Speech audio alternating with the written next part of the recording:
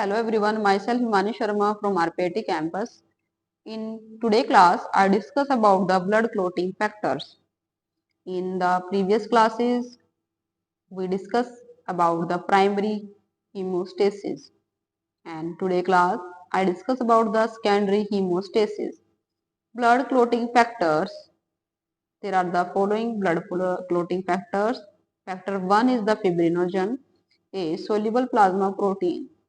In afibrinogenemia, the clotting does not occur. And second factor is the prothrombin inactivate the precursor of thrombin.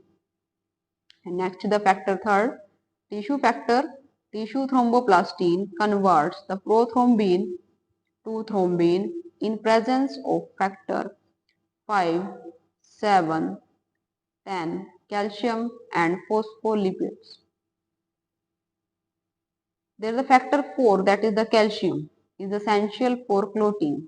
Factor 5, there is the labile factor pro accelerine, and next is the factor 8 is the stable. Factor proconvertin deficiency induces by oral anticoagulants. Next factor is the factor 8 anti-hemophilic globulin factor A. Congenital deficiency causes the classical hemophilia. Factor 9 is the Christmas factor and also known as the anti-hemophilic factor B.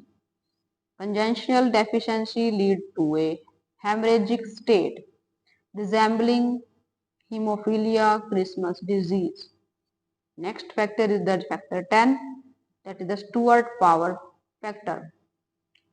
Next factor is the factor 11 plasma thromboplastin antecedent anti-hemophilic factor C. Factor 12 is the Hagman factor and contact factor. Factor 13 is the fibrin stabilizing factor. So there are the 13 factors for the blood clotting and they are also known as the blood clotting factors. According to that, the blood clotting factor HMWK is the high molecular weight kininogen. The pre-Ka is the pre-kallikrein Fletcher factor and the kallikrein platelet phospholipid is denoted by the Pn and the kallikrein is denoted by the Ka. Factor 2, 7 and 9, 10, protein C and protein S are formed in the liver. Vitamin K is necessary for some post-transitional modification in these factors. In vitamin K deficiency or the inhibition by oral anticoagulant, warfarin, the plasma level of these factors are low. So there are the basic reactions involved in the coagulation, that is the prothrombin factor second is converted into the thrombin, that is fibrinogen, and the factor 1 that is converted into the fibrin.